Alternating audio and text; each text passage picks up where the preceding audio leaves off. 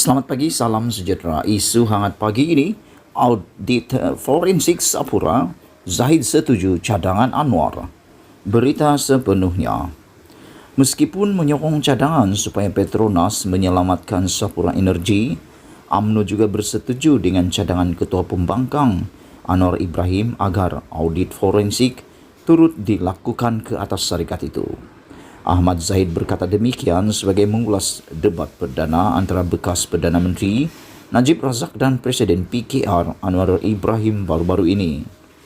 Seperti yang telah diutarakan dalam debat perdana antara dua tokoh politik 4 hari yang lalu, syarikat yang pegangan ekuitinya disertai oleh PNB seperti Sapura Energy di mana terdapat lebih 10 juta pemegang saham amanah saham nasional turut mempunyai kepentingan mesti bantu. Sebanyak lebih RM5 bilion telah dilaburkan oleh PNB. Syarikat itu menggaji lebih 10,000 tenaga kerja dan lebih 3,000 vendor terlibat tanpa menggunakan dana langsung kerajaan. Petronas sesuai untuk mengambil alih dan melakukan turnaround sesegera mungkin. Namun kita bersetuju supaya pengauditan forensik wajib turut dilakukan agar ia lebih telus, katanya ketika menyampaikan ucapan pada Perhimpunan Agung UMNO House di Kuala Lumpur hari ini.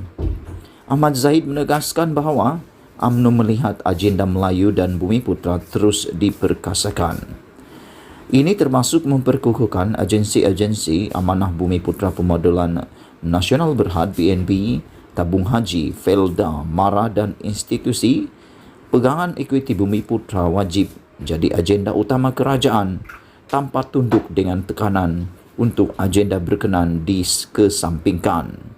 Najib dalam debat berlangsung di Ibu Negara pada 12 Mei lalu mencadangkan supaya Petronas menjadi penyelamat kepada Sapura Energy, manakala Anwar mahukan supaya audit forensik dilakukan terhadap syarikat itu.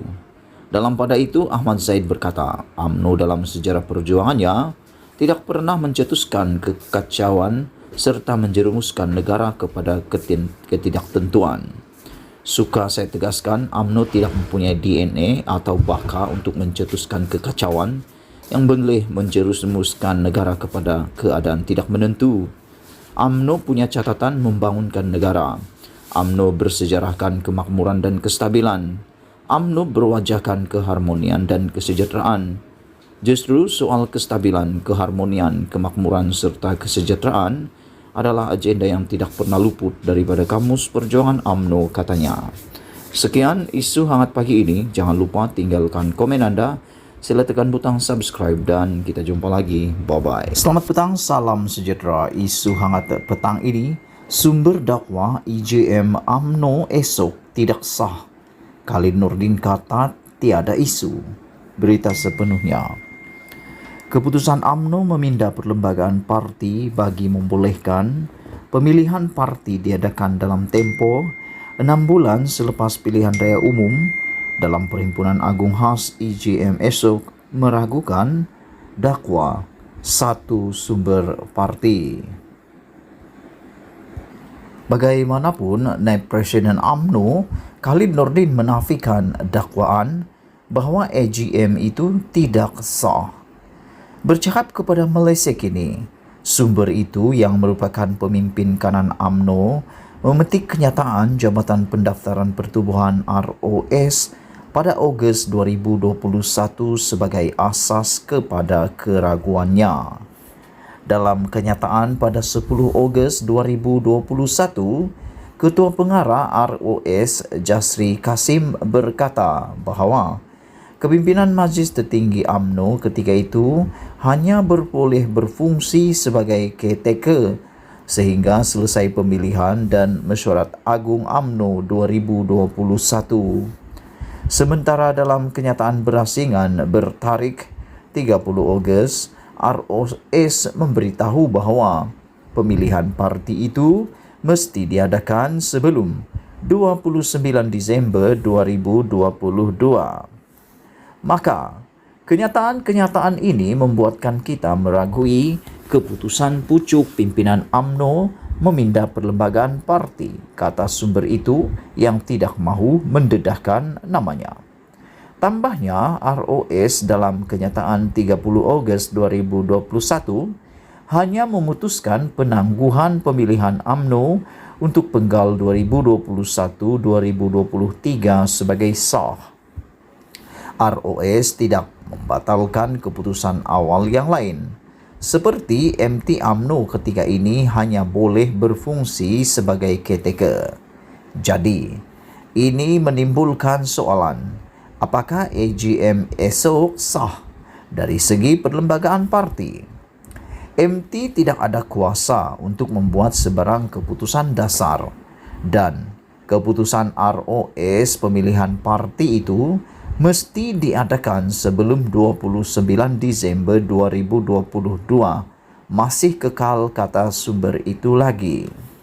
Untuk rekod, kepimpinan KTK bermakna MT yang diketuai Presiden UMNO Ahmad Zahid Hamidi hanya boleh menjalankan kerja-kerja pentadbiran parti. Tak ada isu, kata Khalid. Namun, Khalid ketika dihubungi menafikan segala dakwaan berhubung EGM esok. Itu surat ROS tahun lepas. Jika kepimpinan MT UMNO hanya boleh berfungsi sebagai caretaker PAU, mengapa PAU Perhimpunan Agung Tahunan Mac 2022 iaitu melepasi tarikh 30 Jun 2021 tak pula dipertikaikan?